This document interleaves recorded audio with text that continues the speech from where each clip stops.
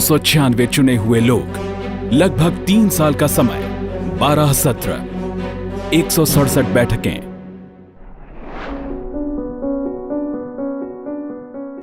इस तरह भारत ने खुद को एक संविधान दिया।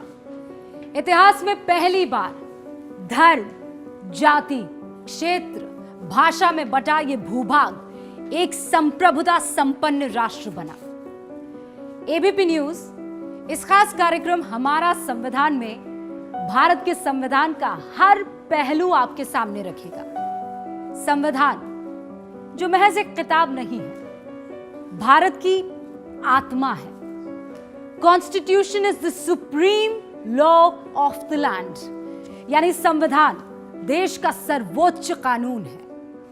हमारी इस खास सीरीज का मकसद है कि देश का हर नागरिक इस सबसे महत्वपूर्ण दस्तावेज को जान सके, इसके हर पन्ने में दर्ज अपने अधिकारों को सरल भाषा में समझ सके। सबसे पहले इस सवाल का जवाब जान लेते हैं कि आखिर संविधान है क्या? संविधान वो ग्रंथ है जो सरकार, प्रशासन और व्यवस्था के तमाम अंगों को कामकाज की शक्ति देता है और उनका दायरा भी तय करता है। यानी देश कैसे चलेगा, सरकार किस तरह से काम करेगी, व्यवस्था का हर अंग कैसे काम करेगा, ये संविधान से तय होता है। संविधान के महत्व को समझने के लिए आप जरा सुप्रीम कोर्ट या हाई कोर्ट से सरकार के फैसलों को बदले या रद्द किए जाने के मामलों को याद करें। कोर्ट ऐसा इसलिए करता है क्योंकि सरकार, संसद या राज्य विधानसभा का कोई भी फैसला या कानून संविधान का उल्लंघन करने वाला नहीं हो सकता। मतलब देश में जो कुछ भी होगा संविधान के मुताबिक होगा। अब भारतीय संविधान के निर्माण की बात। दुनिया में जब से शासन व्यवस्था है तब से शासन के नियम तय किए जाते हैं। भारत के सबसे प्राचीन ग्रंथ ऋग्वेद और अथर्ववेद में सामान्य लोगों की सभा और वरिष्ठ जनों की समिति के जरिए शासन प्रशासन के काम की व्यवस्था का जिक्र है। कौटिल्य के अर्थशास्त्र, पाणिनि के अष्टाध्यायी के साथ ही ऐतरेय ब्राह्मण, मनुस्मृति जैसे कई ग्रंथों में शासन की व्यवस्था, उसके अलग अलग अंगों के अधिकार जैसी बातों का ब्यौरा है। अशोक के शिलालेख भी एक तरह से शासन व्यवस्था का ही बखान करते हैं। आजादी के आंदोलन के दौरान ज्यादातर बड़े स्वतंत्रता सेनानी कानून के जानकार थे। उन्होंने महसूस किया कि भारत में शासन व्यवस्था के लिए नियम बनाने की जरूरत है।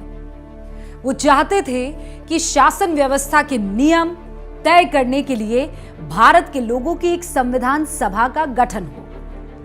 अंग्रेज सरकार इसके लिए सहमत नहीं थी। 1935 में अंग्रेजों ने इस मांग को शांत करने के लिए अपनी तरफ से गवर्नमेंट ऑफ इंडिया एक्ट बनाया, लेकिन कांग्रेस ने इसका यह कहकर विरोध किया कि इसे भारत के लोगों ने नहीं बनाया है। आखिरकार दूसरे विश्व युद्ध के बाद जब भारत की आजादी की संभावनाएं बढ़ने लगी, तब संविधान सभा का गठन किया गया। इस संविधान सभा में पहले 389 चुने हुए सदस्य थे, जो देश के विभाजन के बाद 296 हो गए। ये सदस्य देश की अलग अलग असेंबली से चुनकर आए थे। जो प्रोविंशियल असेंबलीज थी उनसे ही प्रतिनिधि चुने गए और प्रतिनिधि चुनकर एक संविधान सभा बनी और दिसंबर 1946 में उसकी पहली मीटिंग हुई। सत्ता का हस्तांतरण तब तक नहीं हुआ था, वो 15 अगस्त 1947 को हुआ, लेकिन संविधान सभा ने दिसंबर 1946 में अपना काम शुरू कर दिया था। सोमवार 9 दिसंबर 1946 को सुबह 11 बजे से संविधान सभा की पहली बैठक हुई। इस बैठक का मुस्लिम लीग ने यह कहकर बहिष्कार किया कि मुसलमानों के लिए अलग देश का गठन किया जाना चाहिए। संविधान सभा की कुल 165 दिन बैठकें हुई। सभा के अध्यक्ष डॉक्टर राजेंद्र प्रसाद थे। सभा के संवैधानिक सलाहकार सर बेनेगल नरसिंह राव थे। बीएन राव ने दुनिया के बहुत सारे संविधानों का अध्ययन किया। यूके, आयरलैंड, कनाडा और अमेरिका जाकर वहां के कानून के विद्वानों से विस्तृत चर्चा की। फिर अक्टूबर 1947 में उन्होंने संविधान का पहला ड्राफ्ट तैयार किया। फिर ये ड्राफ्ट डॉक्टर भीमराव अंबेडकर की अध्यक्षता वाली 7 सदस्यीय ड्राफ्टिंग कमेटी को सौंपा गया। राव की तरफ से तैयार ड्राफ्ट पर विचार करने के बाद डॉक्टर अंबेडकर की ड्राफ्टिंग कमेटी ने 21 फरवरी 1948 को एक नया ड्राफ्ट संविधान सभा के अध्यक्ष को सौंपा। इस ड्राफ्ट पर लोगों से सुझाव मांगे गए। इसके आधार पर ड्राफ्ट में कई बदलाव किए गए। बदला हुआ ड्राफ्ट 4 नवंबर 1948 को संविधान सभा में रखा गया। फिर इस ड्राफ्ट पर बहस शुरू हुई।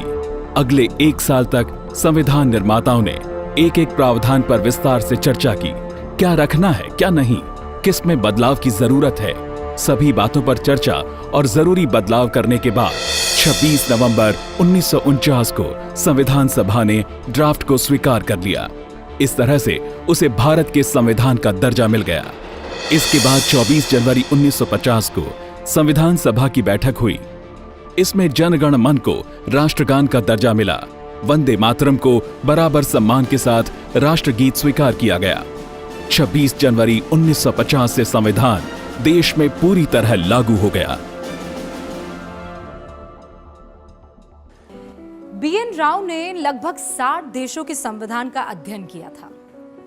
डॉक्टर अंबेडकर समेत संविधान सभा के कई और सदस्यों को भी दूसरे देशों की शासन व्यवस्था की अच्छी जानकारी थी। नतीजा रहा, अलग अलग देशों की व्यवस्था के ऐसे हिस्सों को संविधान में जगह देना जो भारत के लिए सही लगे। मसलन राष्ट्रपति को संवैधानिक प्रमुख और सेना का सर्वोच्च कमांडर बनाना अमेरिका से लिया गया। संसदीय चुनाव, संसद में 2 सदनों लोकसभा और राज्यसभा की व्यवस्था, केंद्रों को राज्यों से ज्यादा शक्तिशाली बनाने वाला संघीय ढांचा कनाडा से, और वेस्टमिंस्टर प्रणाली यानी संसद के लिए जवाबदेह मंत्रिमंडल का प्रावधान ब्रिटेन से लिया गया।